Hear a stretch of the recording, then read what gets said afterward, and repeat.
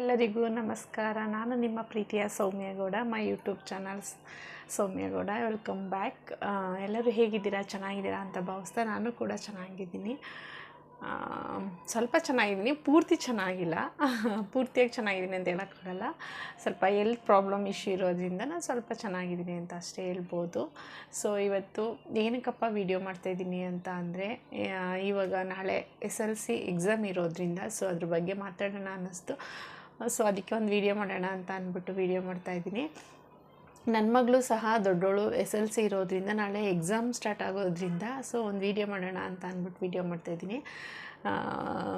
SLC ಬಗ್ಗೆ ಹೇಳಬೇಕು ಅಂತ ಅಂದರೆ ಒಂದು 4 ಮಂತ್ ಆಯ್ತೇನೋ. ಆನೆಸ್ಟಾಗಿ ಹೇಳ್ತಾಯಿದ್ದೀನಿ, ನಾವು ಔಟ್ಸೈಡ್ ಎಲ್ಲೂ ಹೋಗ್ತಾನೆ ಇಲ್ಲ. ಏಕೆಂದರೆ ಮಗಳು ಫ್ಯೂಚರ್ ಇಂಪಾರ್ಟೆಂಟು ಅಂತ ಪೇರೆಂಟ್ಸ್ಗೆ, ಎಕ್ಸ್ಪೆಷಲಿ ತಾಯಿಗಂತೂ ಔಟ್ಸೈಡ್ ಅಲ್ಲಿ ಇಲ್ಲಿ ಟೆಂಪಲ್ಲು ಔಟ್ಸೈಡ್ ಎಲ್ಲೇ ಹೋಗಬೇಕು ಅಂದರೂ ಅನಿಸಲ್ಲ. ಏಕೆಂದರೆ ಎಕ್ಸಾಮ್ ಮುಗಿಲಿ, ಮಗಳದ್ದು ಎಕ್ಸಾಮ್ ಮುಗಿಲಿ, ಆಮೇಲೆ ಎಲ್ಲಿ ಬೇಕಾದರೂ ಹೋಗೋಣಪ್ಪ, ಸಮ್ಮರ್ ಟೈಮಲ್ಲಿ ರಜೆ ಕೊಟ್ಟ ಮೇಲೆ ಎಕ್ಸಾಮ್ ಫಸ್ಟ್ ಆಗಿಬಿಡಲಿ ಮಗಳಿಗೆ ಅನ್ನೋದು ಪ್ರತಿಯೊಬ್ಬ ತಾಯಿ ತಂದೆಗೆ ಅವರ ಒಂದು ಜವಾಬ್ದಾರಿ ಇರುತ್ತೆ. ಸೊ ಹಾಗೆ ಅದರಲ್ಲೂ ನಾನು ಒಬ್ಬಳು ಎಲ್ಲೂ ಹೋಗಿಲ್ಲ. ಅವಳು ಎಕ್ಸಾಮು ಹೇಗೆ ಮಾಡ್ತಾಳೆ ಗೊತ್ತಿಲ್ಲ. ಚೆನ್ನಾಗಿ ಪ್ರಿಪೇರ್ ಆಗು ಅಂತ ನಾವಂತೂ ಪ್ರೋತ್ಸಾಹ ಕೊಡ್ತಾಯಿದ್ದೀನಿ, ಹೇಳ್ತಾನೆ ಇದ್ದೀವಿ ಅವಳಿಗೆ, ಚೆನ್ನಾಗಿ ಓದ್ಕೋ, ಎಷ್ಟು ಓದ್ರೂ ಸಾಲಲ್ಲ, ತುಂಬ ನೀವು ಎಷ್ಟು ಓದ್ತೀರಾ ನಿಮ್ಮ ಫ್ಯೂಚರ್ಗೆ ಅಷ್ಟೇ ಒಳ್ಳೆಯದು ಅಂತ ಅಂದ್ಬಿಟ್ಟು ನಾನು ಹೇಳ್ತಾನೆ ಇರ್ತೀನಿ. ನೋಡಬೇಕು, ನಾಳೆಯಿಂದ ಎಕ್ಸಾಮ್ ಸ್ಟಾರ್ಟ್ ಆಗ್ತಿದೆ, ಹೇಗೆ ಎಕ್ಸಾಮ್ ಮಾಡ್ತಾಳೆ ಅಂತ ಗೊತ್ತಿಲ್ಲ. ನೋಡೋಣ ಎಕ್ಸಾಮಲ್ಲಿ ಯಾವ ಥರ ರಿಸಲ್ಟ್ ತಗೊತಾಳೆ ಏನು ಅಂತ ನನಗೆ ಸ್ವಲ್ಪ ಟೆನ್ಷನ್ ಇದೆ. ಯಾವ ಥರ ಬರೀತಾಳೆ ಏನು, ಎಷ್ಟು ಪ್ರಿಪೇರ್ ಆಗ್ತಾಯಿದ್ದಾಳೆ ಇವಳು ಎಕ್ಸಾಮ್ಗೆ, ಯಾವ ಥರ ಇರುತ್ತೆ ಕ್ವಶನ್ ಪೇಪರು ಏನು ಅಂತ ಅನ್ನೋದು ಟೆನ್ಷನ್ ಅಂತೂ ಇದೆ. ಮತ್ತು ಹೇಳಬೇಕು ಅಂದರೆ ನಾಳೆಯಿಂದ ಕನ್ನಡ ಎಕ್ಸಾಮ್ ಸ್ಟಾರ್ಟ್ ಆಗ್ತಾಯಿದೆ. ಎಕ್ಸಾಮಲ್ಲಿ ಏನು ಅಂತ ಅಂದರೆ, ಮಕ್ಳು ಅನ್ಕೋಬೋದು ಕಾಪಿ ಓಡಿಸ್ತಾರೇನೋ, ಎಕ್ಸಾಮ್ ಬರೆದ್ಬಿಡೋಣ, ಏನಿಲ್ಲ ಕಾಪಿ ಓಡಿಸ್ಬಿಡ್ತಾರೆ, ಆರಾಮಾಗಿ ಎಕ್ಸಾಮ್ ಬರೆದ್ಬಿಡೋಣ ಅಂತ ಕೆಲವು ಮಕ್ಕಳು ಥಿಂಕ್ ಮಾಡ್ತಾ ಇರ್ಬೋದು.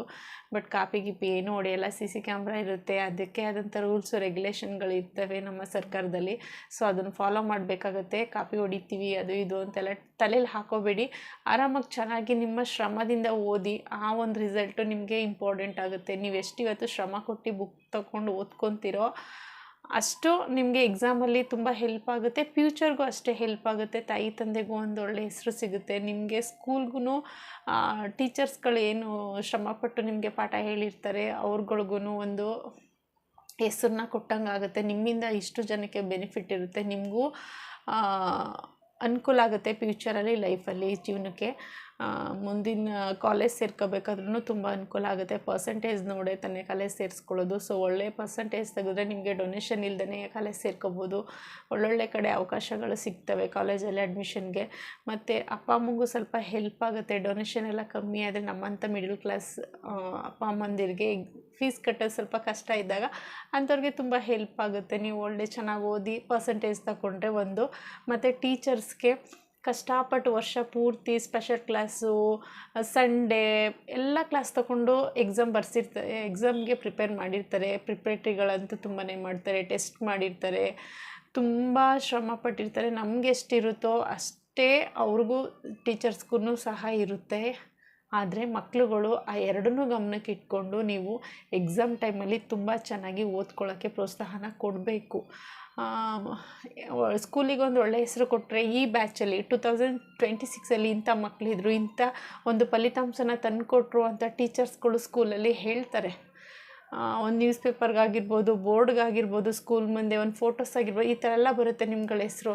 ಅಂಥ ಅವಕಾಶನ ಯಾಕೆ ಮಿಸ್ ಮಾಡ್ಕೋತೀರ? ನಮಗೂ ಅಷ್ಟೇ ಇಂಥವ್ರ ಮಕ್ಕಳು ಈ ಥರ ಮಾರ್ಕ್ಸ್ ತೆಗ್ದಾರಪ್ಪ, ಇಂಥ ಮಕ್ಕಳು, ಇಂಥವ್ರ ಪೇರೆಂಟ್ಸ್ ಅಂದ್ಬಿಟ್ಟು ನಮ್ಮನ್ನ ಗುರ್ತಿಸೋದಾಗಲಿ ಪೇರೆಂಟ್ಸ್ಗಳನ್ನ, ಅಥವಾ ಇಂಥವ್ರ ಮಕ್ಕಳು ಅಂತ ನಮ್ಗಳ್ಗೂ ಸಹ ಒಂದು ಹೇಳೋದಾಗಲಿ, ಎಲ್ಲ ರೀತಿಯಲ್ಲೂ ಸೌಲಭ್ಯಗಳಿದೆ. ಅದನ್ನು ಯಾರೂ ಮಿಸ್ ಮಾಡ್ಕೋಬೇಡಿ. ಮಕ್ಕಳು ಈ ವಿಡಿಯೋ ನೋಡ್ತಾ ಇದ್ದರೆ ನಿಜವಾಗ್ಲೂ ತಾಯಿ ತಂದೆ ಕಷ್ಟನ ಅರ್ಥ ಮಾಡಿಕೊಂಡು ಚೆನ್ನಾಗಿ ಓದಿ SLCಲಿ ಒಳ್ಳೆ ಫಲಿತಾಂಶನ ತಗೊಬನ್ನಿ. ಎಲ್ಲರಿಗೂ ಕರ್ನಾಟಕ ಜನತೆಯ ಎಲ್ಲ SLC ಮಕ್ಕಳಿಗೂ 2026 ಎಲ್ಲ SLC ಮಕ್ಕಳಿಗೂ ನನ್ನ ಕಡೆಯಿಂದ ಆಲ್ ದ ಬೆಸ್ಟ್. ಅಂತ ಹೇಳೋಕ್ಕೆ ಇಷ್ಟಪಡ್ತೀನಿ. ಸೊ ನಾನು ಹೇಳೋದೇನಪ್ಪ ಅಂದರೆ, ತುಂಬ ಟೆನ್ಷನ್ ಮಾಡ್ಕೊಳ್ಳೋ ಅವಶ್ಯಕತೆ ಇಲ್ಲ. ಆರಾಮಾಗಿ ಕೂಲಾಗಿ ಚಿಲ್ ಮಾಡಿಕೊಂಡು ನಿದ್ರೆನೂ ಚೆನ್ನಾಗಿ ಮಾಡಿಕೊಂಡು, ನಿದ್ರೆನೂ ವೆರಿ ಇಂಪಾರ್ಟೆಂಟು. ಟೆನ್ಷನ್ ತಗೊಂಡ್ರೆ ಓದಿರೋದು ಸಹ ಮರ್ತೋಗುತ್ತೆ. ಅದಕ್ಕೆ ನಾನು ಹೇಳೋದು, ಕೆಲಸನ ಸ್ವಲ್ಪ ಮನೇಲಿ ಕಮ್ಮಿ ಮಾಡಿಕೊಂಡು ಓದೋ ಕಡೆ ಕೂಲಾಗಿ ಓದ್ಕೊಂಡು ನಿಧಾನಕ್ಕೆ ನಿದ್ರೆ ಮಾಡಿ, ಊಟ ಮಾಡಿ, ಓದೋ ಟೈಮ್ಗೆ ಓದಿ, ಆಯಿತಾ. ಮೊದಲಿಂದನೂ ಪ್ರಿಪೇರ್ ಆಗಬೇಕು. ಎಕ್ಸಾಮ್ ಅಂತ ಅಂದ್ಬಿಟ್ಟು ಒಂದಿನ 2 ದಿನ ಇಟ್ಕೊಂಡು ಬುಕ್ ಇಡಿದ್ರೆ ಅದು ತಲೆಗೆ ಹೋಗಲ್ಲ. ವರ್ಷ ಇಡೀಯಿಂದನೇ ನೀವು ಕಷ್ಟಪಡ್ತಾ ಇದ್ದರೆ ಮಾತ್ರ ಎಕ್ಸಾಮಲ್ಲಿ ಈಸಿಯಾಗಿ ನೀವು ಎಕ್ಸಾಮ್ ಬರೆಯೋಕ್ಕಾಗೋದು ಅಲ್ವಾ.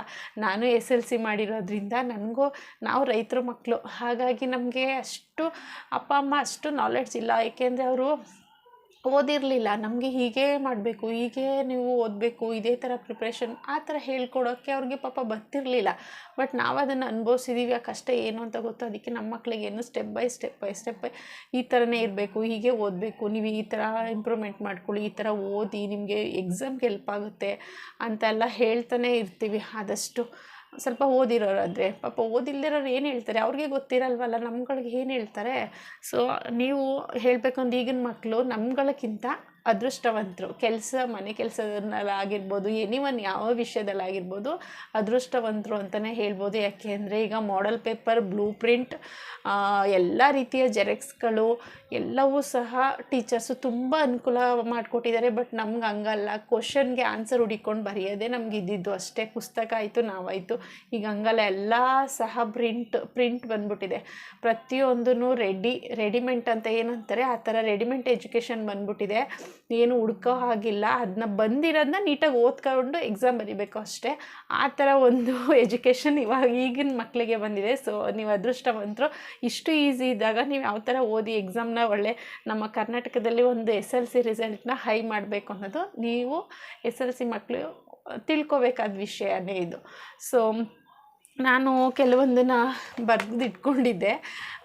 2026 ಮಾರ್ಚ್ SLC ಪರೀಕ್ಷೆ ಅಂತಿಮ ವೇಳಾಪಟ್ಟಿ. ಕನ್ನಡ 18/3/2026 ಇರುತ್ತೆ. ವಿಜ್ಞಾನ 23/3/2026, ಇಂಗ್ಲೀಷು 25/3/2026, ಗಣಿತ ಬಂದು 28/3/2023, ಹಿಂದಿ ಬಂದು 30/3/2026, ಸಮಾಜ ವಿಜ್ಞಾನ ಬಂದು 2/4/2026. ಇದು SLCಯ ಪರೀಕ್ಷಾ ವೇಳಾಪಟ್ಟಿಯಾಗಿರುತ್ತೆ, ಆಯಿತಾ. ಅದರಲ್ಲಿ ಗ್ರೇಸ್ ಮಾರ್ಕ್ ಕೊಡ್ತಾರೆ ಅಂತ ಅಂದ್ಕೊಂಡು ಆಮೇಲೆ ಪರೀಕ್ಷೆ ಸುಲಭ ಇರುತ್ತೆ ಅಥವಾ ಕಠಿಣ ಅಂದರೆ ತುಂಬ ಕಷ್ಟ ಇರುತ್ತೆ, ಕಾಪಿ ಹೊಡಿಬೋದು, ಆ ಥರ ಎಲ್ಲ ಥಿಂಕ್ ಮಾಡೋಕ್ಕೆ ಹೋಗಬೇಡಿ. ಈ ವರ್ಷ ಯಾವ ರೀತಿ ಪರೀಕ್ಷೆ ಇರುತ್ತೆ ಅಂತ ಆ ಲೈವಲ್ಲಿ ಯಾರು ಎಕ್ಸಾಮ್ ಬರೀತಾರೆ ಅವ್ರಿಗೆ ಮಾತ್ರ ಗೊತ್ತಿರುತ್ತೆ. ಯಾಕೆಂದರೆ ಇದೆಲ್ಲ ಪಬ್ಲಿಕ್ ಮಾಡೋವಂಥ ಎಕ್ಸಾಮ್ ಅಲ್ಲ, ಆಯಿತಾ. SLC PUC ಆಗಿರ್ಬೋದು, ಅದೆಲ್ಲ ಅಲ್ಲಿ ಲೈವಲ್ಲಿ ಏನು ಅನುಭವಿಸಿರ್ತಾರೆ ಅಥವಾ ಲೈವಲ್ಲಿ ಏನು ಫೇಸ್ ಮಾಡಿರ್ತಾರೆ ಆ ಮಕ್ಳಿಗೆ ಮಾತ್ರ ಗೊತ್ತಿರುತ್ತೆ. ನಾವು ಹೀಗೆ ಇರುತ್ತೆ ಹಾಗೆ ಇರುತ್ತೆ ಅಂತ ಯಾರೂ ಸಹ ಹೇಳೋಕ್ಕಾಗಲ್ಲ. ಸೊ ಹಾಗಾಗಿ ಮುಂಚೆನೇ ನೀವು ಎಲ್ಲ ವಿಷಯನೂ ಎಲ್ಲ ಸಬ್ಜೆಕ್ಟನ್ನು ನೀವು ಪ್ರತಿಯೊಂದು ಸಬ್ಜೆಕ್ಟನ್ನು ಪ್ರಿಪೇರ್ ಆಗಬೇಕು. ಚೆನ್ನಾಗಿ ಪ್ರಿಪೇರ್ ಆಗಿ ನೀವು ಈ ವರ್ಷ ಎಷ್ಟು ಕಷ್ಟಪಟ್ಟು ಬುಕ್ಕನ್ನು ಹಿಡ್ಕೊಂಡು ನೀವು ಓದ್ತಿರೋ ಲೈಫಲ್ಲಿ ಅಷ್ಟೇ ನಿಮಗೆ ಫ್ಯೂಚರ್ ಇದೆ ಅಂತಲೇ ಹೇಳ್ಬೋದು, ಆಯಿತಾ. ಮತ್ತು ಇನ್ನೊಂದೇನು ಅಂದರೆ ಅಪ್ಪ ಅಮ್ಮನ ಕಷ್ಟನ ಅರ್ಥ ಮಾಡ್ಕೊಳ್ಳಿ. ಪ್ರತಿಯೊಬ್ಬರು ಮಕ್ಕಳು ಮೊಬೈಲ್ನ ನೋಡೋದನ್ನ ಕಮ್ಮಿ ಮಾಡಿ.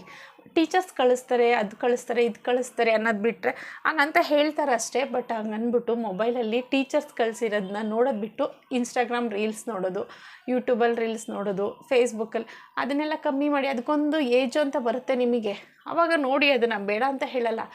ನಾವೀಗ ದೊಡ್ಡವರು, ನಮಗೆ ಎಜುಕೇಷನ್ ಬಗ್ಗೆ ಇಲ್ಲ, ಮನೆ ಟೆನ್ಷನು, ಮಕ್ಕಳು ಟೆನ್ಷನು, ಒಂದು ಸ್ವಲ್ಪ ಹೊತ್ತು ಮೊಬೈಲ್ ನೋಡ್ತೀವಿ, ಇಲ್ಲ ಅಂತಲ್ಲ. ನಿಮಗೆ ಅದೊಂದು ಟೈಮ್ ಬರುತ್ತಲ್ಲ, ಅವಾಗ ಮೊಬೈಲ್ ನೋಡಿ, ರೀಲ್ಸ್ ನೋಡೋದು ಅದಕ್ಕೊಂದು ಟೈಮ್ ಬರುತ್ತೆ, ಮಾಡಿ, ಇಲ್ಲ ಅಂತಲ್ಲ.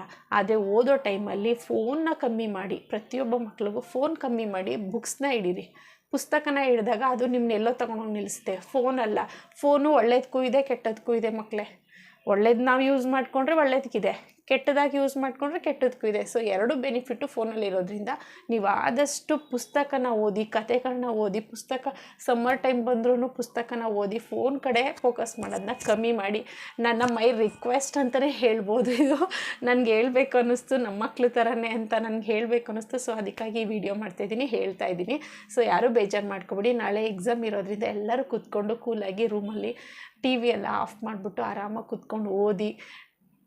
ನಿಮ್ಮಿಂದ ಇಡೀ ಕರ್ನಾಟಕ ಜನತೆಗೆ ಒಂದು SLC ಫಲಿತಾಂಶ ನಿಮ್ಗಳಿಂದ ಸಿಗುತ್ತೆ ಅಂದರೆ ಯಾರಿಗೆಲ್ಲ ಇಷ್ಟ ಆಗಲ್ಲ ಹೇಳಿ. ಪ್ರತಿಯೊಬ್ಬ SLC ಪೇರೆಂಟ್ಸ್ಗಳಿಗೆ ಪ್ರತಿಯೊಬ್ರಿಗೂ ನನ್ನ ಥರನೇ ಟೆನ್ಷನ್ ಇರುತ್ತೆ. ಸೊ ನಾನು ಸ್ವೆಟ್ ಆಗ್ತಾಯಿದ್ದೀನಿ, ಏಕೆಂದರೆ ಮಕ್ಕಳು ಅಂತ ವಿಷಯ ಮಕ್ಕಳು ವಿಷಯ ಬಂತು ಅಂದರೆ ಪ್ರತಿಯೊಬ್ಬ ತಾಯಿ ತಂದೆಗೂ ಭಯ, ಧೈರ್ಯ, ನಂಬಿಕೆ, ಖುಷಿ ಎಲ್ಲ ರೀತಿಯ ಒಂದು ಅವ್ರಿಗೆ ಲೈಫಲ್ಲಿ ಆ ಒಂದು ಅನುಭವ ಆಗ್ತಾನೇ ಇರುತ್ತೆ. ಸೊ ಅದೇನು ಹೊಸ್ತಲ್ಲ. ಬಟ್ ನಾನು ಹೇಳೋದು ಅಂದರೆ SLC ಅವ್ರಿಗೊಂದು ಫಸ್ಟ್ ಸ್ಟೆಪ್ ಅಂತಲೇ ಹೇಳ್ಬೋದು. ಅದ್ರಲ್ಲಿ ಪಾಸ್ ಆದರೆ ನೆಕ್ಸ್ಟ್ ಸ್ಟೆಪ್ ಮುಂದೆ ಬರುವಂಥ ಸ್ಟೆಪ್ಪೆಲ್ಲ ಅವರು ಆರಾಮಾಗಿ ಫೇಸ್ ಮಾಡ್ತಾರೆ. ಸೊ ಹಂಗಾಗಿ ಹೇಳ್ತಾ ಇರೋದು. ನಂಗೆ ಸ್ವಲ್ಪ ಹೆಲ್ತ್ ಪ್ರಾಬ್ಲಮ್ ಇರೋದ್ರಿಂದ ಸ್ಪೈನ್ ಕಾರ್ಡ್ ಪ್ರಾಬ್ಲಮ್ ಇದೆ.